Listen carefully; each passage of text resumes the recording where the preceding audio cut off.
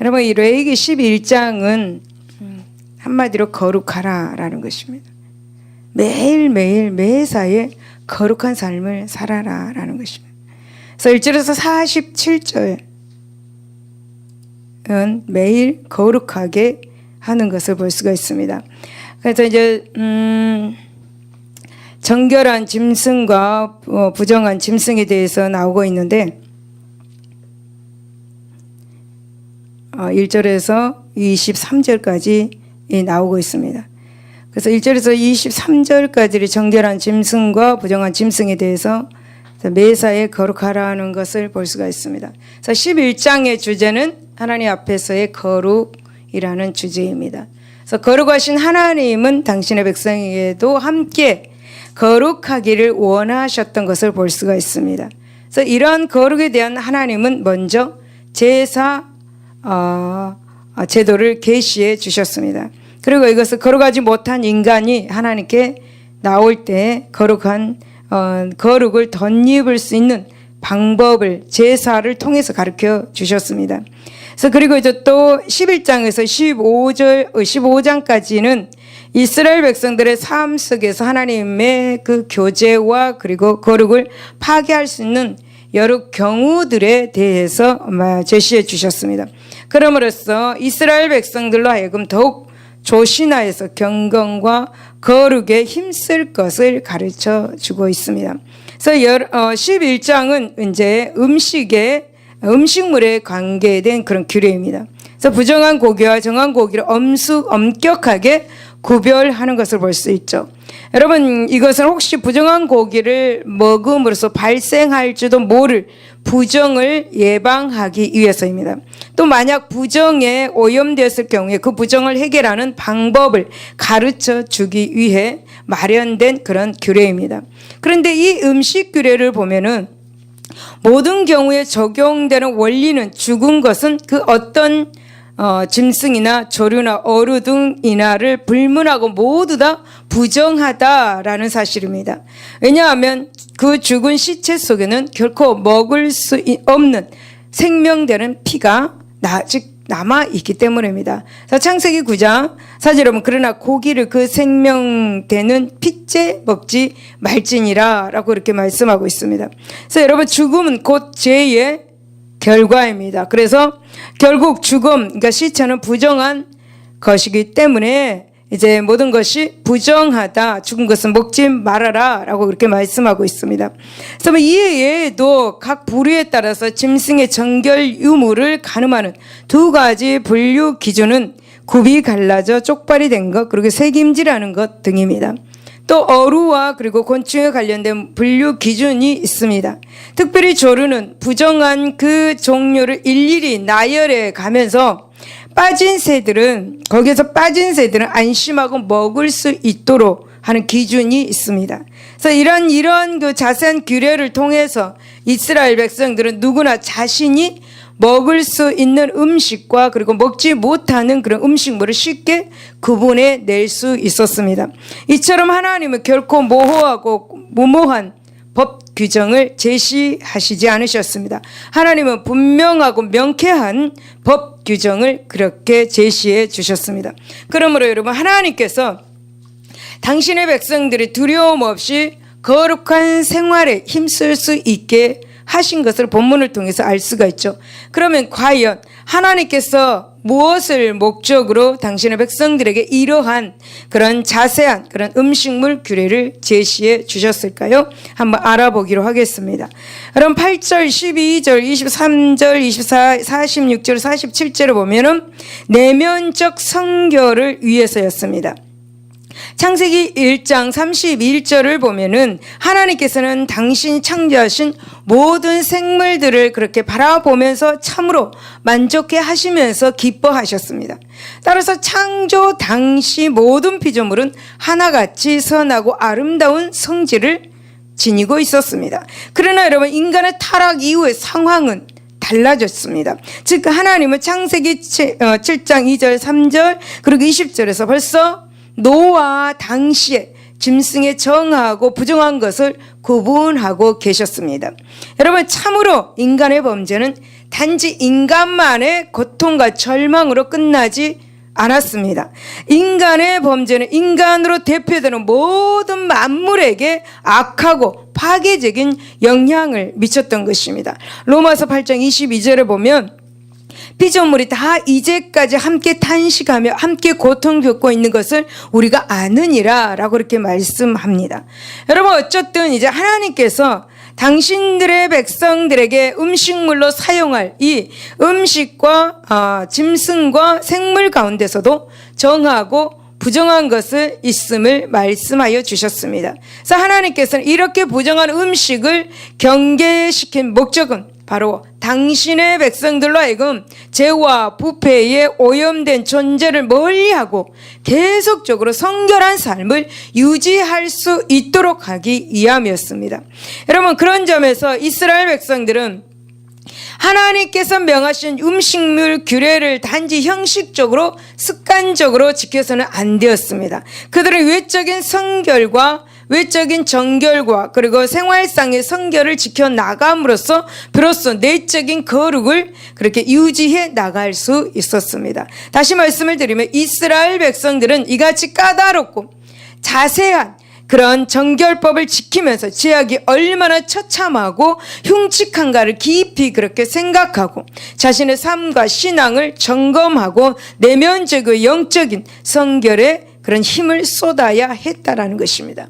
여러분, 이런 맥락에서 오늘 우리는 본문에서 제시된 이 음식물 규례를 통해서 우리의 모든 삶의 영역에까지 부정하고 부패한 죄의 흔적을 몰아내기 원하시는 하나님의 뜻을 분명하게 발견할 수가 있습니다.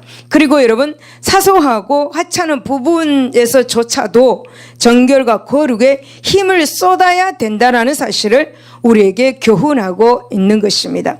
두 번째 보면은 8절 12절에서 13절 그리고 13절을 보면은 종교적 순결을 하기 위함이었습니다.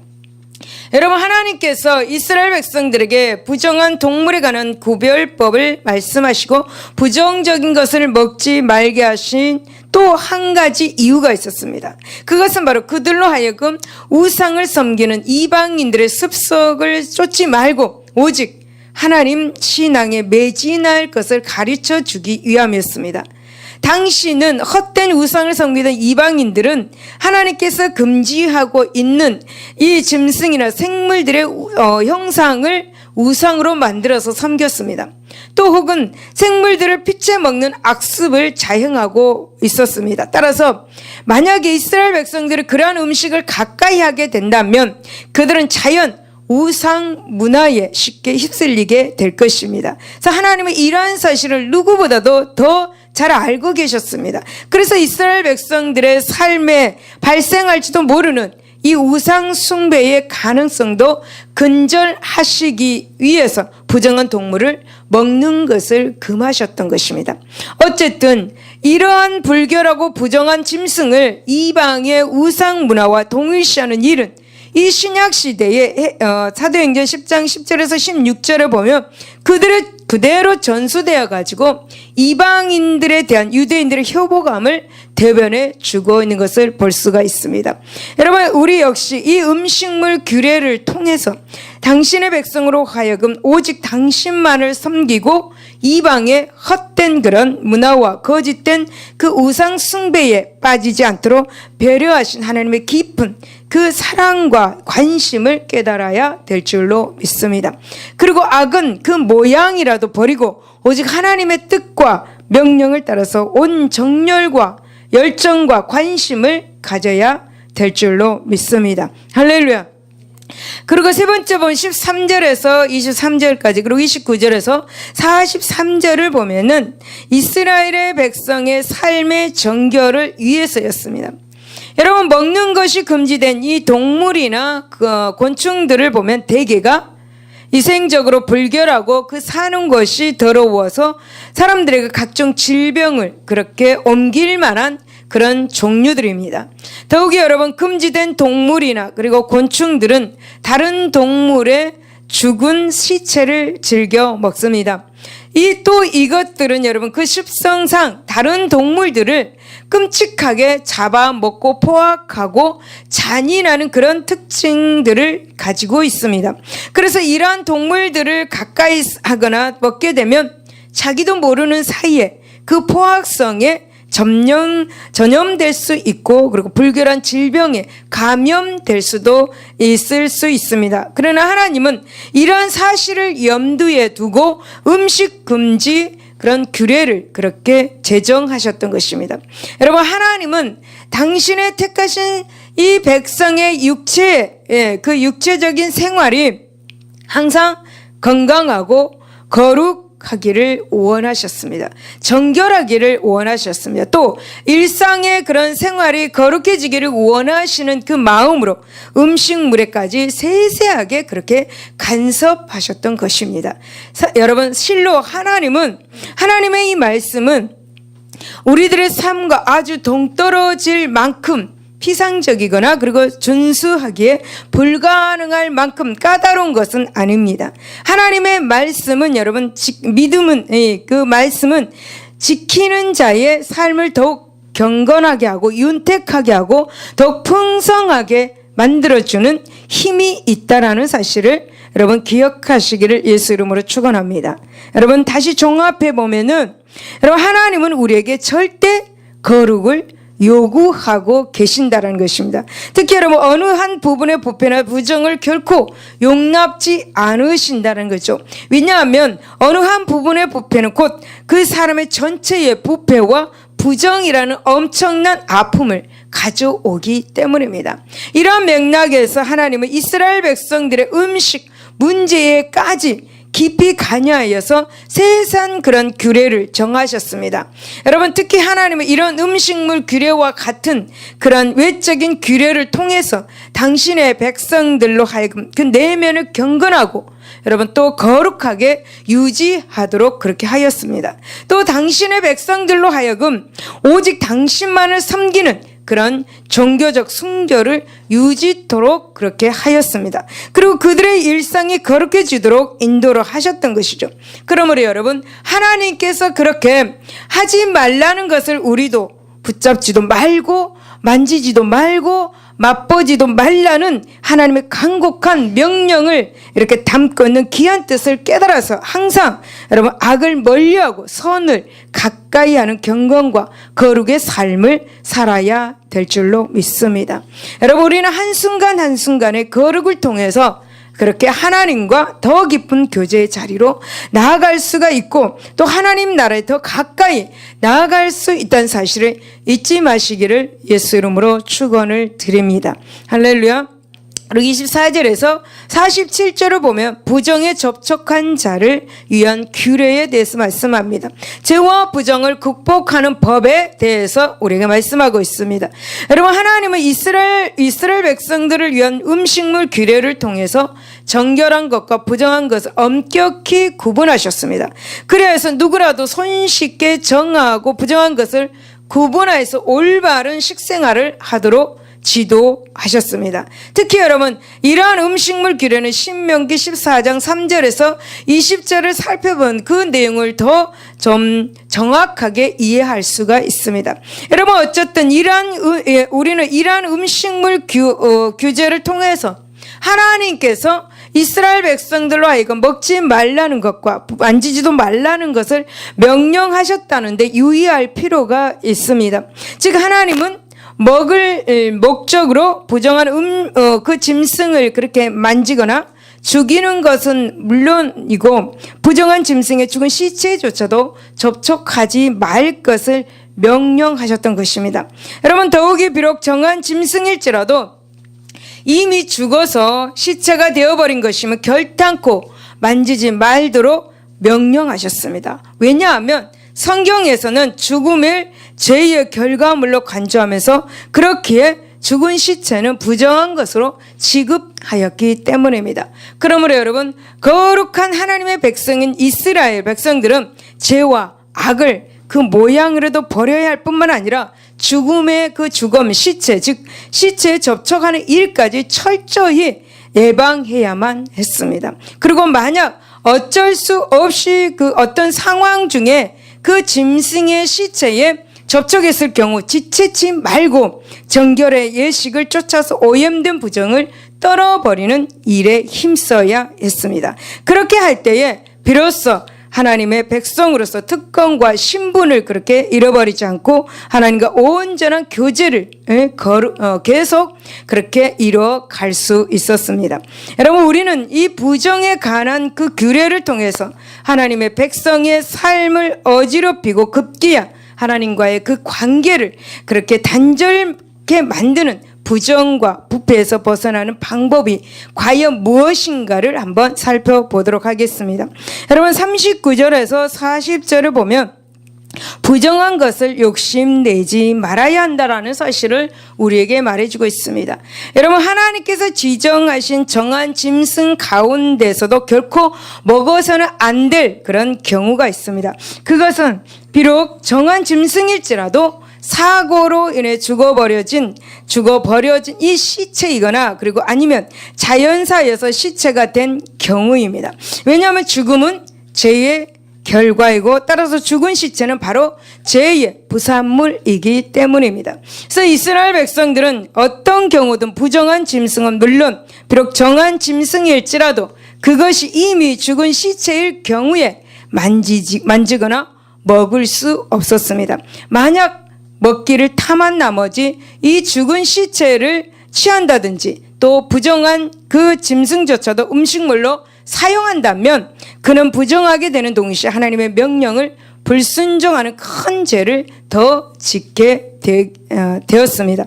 그래서 여러분, 아무튼 이제 아무리 먹고 싶은 그 욕심이 충이라고 버리기 아까운 마음이 간절하다 하더라도 하나님이 기뻐하시지 않는 것에 대해서는 철저히 자신의 욕심을 죽이는 것이 하나님의 백성의 마땅한 태도인 것입니다. 그래서 상한 음식은 절대 먹지 마시기를 바랍니다. 조금 약간 상한 것 같다. 그래도 먹지 마시기를 바랍니다. 그것이 바로 우리 몸에 해가 되는 것입니다. 그래서 먹는 것에 욕심을 부리지 말아라 라는 것을 지금 우리에게 말씀을 해주고 있는 것입니다. 그렇지 못하고 더 이상의 것을 추구한다는 것은 하나님 앞에 죄가 된다는 사실을 기억하시기를 바랍니다. 그래서 야고보 선생이 야고보서 1장 15절에 욕심이 되어 죄를 낳고 죄가 장사한즉 사망을 낳느니라 라고 그렇게 역설하고 있는 것입니다. 그렇습니다. 여러분, 과도한 욕심은 인간으로 하여금 죄악으로 빠져들게 하는 지름길입니다. 이 먹는 데 욕심을 낸다면 비만이 되고요, 몸에 해롭습니다. 결국은 병이 들게 마련이죠. 합병증이 오게 마련입니다. 제가 어떤 분이 이런 말씀을 하시더라고요. 당뇨병은 부자병이다. 들어보셨습니까? 네, 들어봤어요. 당뇨 걸린 분이 그 이야기를 하더라고. 당뇨는 부자병이다. 많은 것, 너무 좋은 것을 많이 먹기 때문에 그 병에 걸리는 거예요. 근데 지금은 이 먹어서 당뇨가 걸린 게 아니라 지금 스트레스로 인해서 당뇨가 걸린다고 합니다. 지금은. 그러니까 스트레스 받으면 안 되는데 스트레스 안 받을 수가 없습니다. 네. 스트레스를 받으면 안 되는데 안 받을 수가 없죠. 그래서 아무튼 하나님은 먹는 데에 욕심을 부리지 말라라고 말씀하고 있습니다. 욕심을 절제할 때 우리는 부정과 부패에서 헤어날 수 있고 온전한 신앙의 길로 나갈 수가 있다라는 것이죠. 저도 어지간히 절제합니다. 먹는 것에. 그래서 이 몸을 유지하는 거죠. 여러분, 스스로가 다 잘 알 것이고 조금 먹으면 어떻게 됩니까? 내가 먹고 싶은 거 이상의 것을 먹게 되면 키로수가 올라가더라고요. 그래서 저는 아침 저녁마다 키로수를 재고 있습니다. 좀 올라가면 덜 먹고 안 올라가면 조금 더 먹고. 그래서 아무튼 우리 몸에 해롭기 때문에 하나님은 먹는 것에 욕심을 내지 말라고 그렇게 말씀하고 있는 것입니다.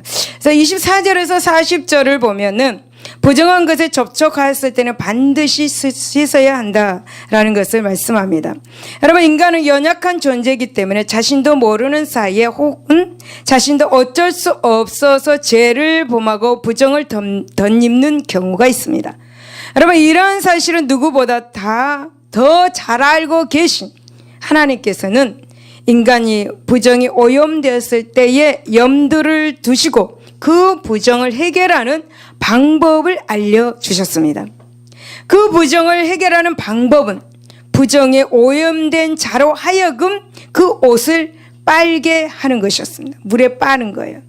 너무나 간단하죠. 물에 빠는 것입니다. 이렇게 빨게 한 것은 오염된 물질을 떨어버리기 위한 조처이기도 합니다. 하지만 그보다는 더 의식상 부정해진 뭔가 마음을 모두 떨쳐 이렇게 버리고 정결케 되기 위한 종교적 조치라 이렇게 볼 수가 있습니다. 여러분, 생각해 보십시오. 부정하다고 해서 옷을 빨면 그게 정하게 됩니까? 여러분, 아무튼 어쨌든 이것은 이제 자신의 죄악을 예수 그리스도의 피로 완전히 씻어내는 참회를 상징하는 행위라고 말할 수가 있습니다. 여러분, 또 성경에 보면 목기나 의복이나 가죽이나 부대나 그릇 등이 부정한 것에 접촉하였을 경우에는 지체 없이 저녁까지 물에 담궈 두라고 말합니다. 담궈 두어서 그 부정함을 말끔히 씻어내라고 말씀을 하고 있습니다. 여러분, 이 외에도 흡수성이 강한 질그릇 같은 물건이 이렇게 부정에 접촉할 경우에는 그것을 여지없이 깨트려야 했습니다. 그렇다면 여러분, 하나님께서 이처럼 단호한 조처를 요구하신 목적이 무엇이겠습니까? 그것은 바로 여러분, 당신의 백성이 부정과 그리고 죄에 대해서 주저함 없이 단호하게 끊어버릴 것을 가르쳐 주기 위해서였습니다. 그렇습니다, 여러분. 하나님의 백성은 죄와 부정에 대해서는 조금도 양보도 없어야 하는 것입니다. 단호하고 철저히 단절해서 끊어버려내야 하는 것입니다. 그것이 바로 여러분, 죄와 부정을 이기는 방법이기 때문입니다. 할렐루야. 44절에서 45절을 보면은 거룩게 적극적으로 힘써야 된다는 것을 알 수가 있습니다. 여러분, 하나님 부정과 부패에서 벗어날 수 있는 방법을 말씀하시면서 단지 피하라, 씻으라 라는 등의 수동적인 방법만을 가르쳐 주시지 않았습니다. 여러분, 하나님은 부정을 이기는 적극적인 방법을 또 말씀에 주시기도 하셨죠. 그 방법이 무엇입니까? 45절에 보니까 내가 거룩하니 너희도 거룩할지어다 라는 것이었습니다. 다시 말씀을 들으면 수동적으로 부정을 입지 않기 위해서 전전긍긍하는 차원에 머물지 말고 적극적으로 하나님의 거룩한 뜻을 쫓아서 거룩한 삶을 살라라는 것이었습니다. 여러분, 여기서 거룩하다라는 것은 죄악된 것에서 철저히 분리해서 하나님의 것으로 드리는 행위를 가리킵니다. 그렇습니다, 여러분. 야고보서 1장 27절에도 더 이상 죄악 세상을 자신의 소망이나 기대나 즐거움의 장으로 삼지 말아라 라고 그렇게 말씀합니다. 여러분, 우리는 오직 하나님을 자신의 가장 큰 소망이고 또 기대로 삼고 그분 한 분만으로 즐거움과 평안을 누려야 될 줄로 믿습니다. 여러분, 그럴 때 여러분, 우리는 부정과 부패와 죄악의 늪에서 벗어날 수 있습니다. 여러분, 베드로전서 1장 15절에 보면 오직 너희를 부르신 거룩한 자처럼 너희도 모든 행실에 거룩한 자가 되라 라고 이렇게 말씀합니다. 이것은 우리 모든 성도를 향한 하나님의 뜻임을 믿고 거룩한 하나님의 자녀들이 되시기를 바랍니다. 사랑하는 여러분, 오늘 우리는 그 어느 때보다도 죄와 부패의 검은 먹구름이 그렇게 짙게 깔려있는 절망의 세상을 살아가고 있습니다. 여러분, 우리가 호흡하는 것이 죄고 우리가 보고 듣는 것이 죄일 정도로 우리는 죄악의 문화권에 둘러싸여 살아가고 있습니다. 이처럼 여러분, 영적으로 심히 어려운 이 상황에서 우리가 하나님의 사람으로서 바르게 살아갈 수 있는 비결이 무엇입니까? 여러분, 오늘 본문에 살펴보았듯이 우리는 먼저 부정하고 부패한 것에 욕심을 내어서는 안 되는 것입니다. 주어진 것에 만족하고 감사하는 생활을 해야만 하는 것입니다. 그리고 부정한 것에 접촉하였을 때는 우리 자신을 그대로 방치해 두지 말고 회개와 죄와의 단절로 그 모든 죄악을 떨쳐내야만 하는 것입니다. 그럴 때 여러분, 우리는 죄와 부패를 멀리하고 하나님과 더 깊은 그런 교제를 이뤄가면서 영적으로 더욱 복된 삶을 살아가게 될 것입니다. 할렐루야. 기도하겠습니다. 하나님 아버지, 감사합니다. 오늘 레위기 11장을 통해서 하나님께서는 우리에게 거룩을 요구하고 계시는 것을 볼 수가 있습니다. 하나님, 예수의 피로 말미암아 우리를 거룩하게 하여 주시고 하나님의 말씀을 통하여서 우리가 거룩해지는 놀라운 하나님의 은혜가 우리에게 있게 하여 주시옵소서. 날마다 하나님 앞에 나와 예수의 피로 죄를 깨끗하게 씻겨주시고 날마다 주님 앞에 나와서 회개하는 모두가 되게 하여 주시옵소서. 하나님이 하지 말라는 것 하지 말게 하시고 하라는 것 할 수 있는 우리 모두의 믿음이 되게 하여 주시옵소서. 감사하며 예수 이름으로 기도드리옵나이다. 아멘. 할렐루야. 우리 주님 말씀하시면 찬양하고 기도하겠습니다.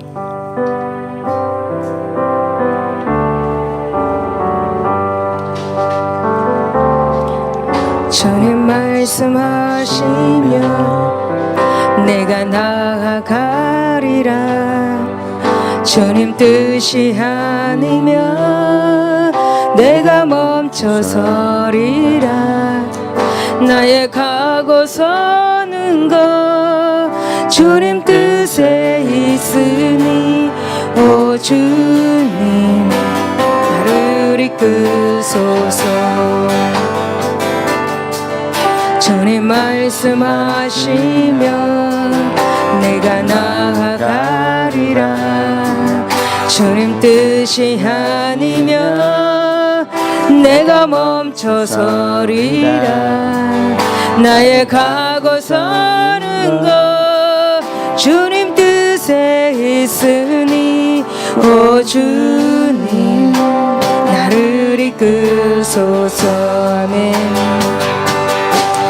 뜻하신 그곳에 나 있길 원합니다. 이끄시는 대로 순종하며 살리니 연약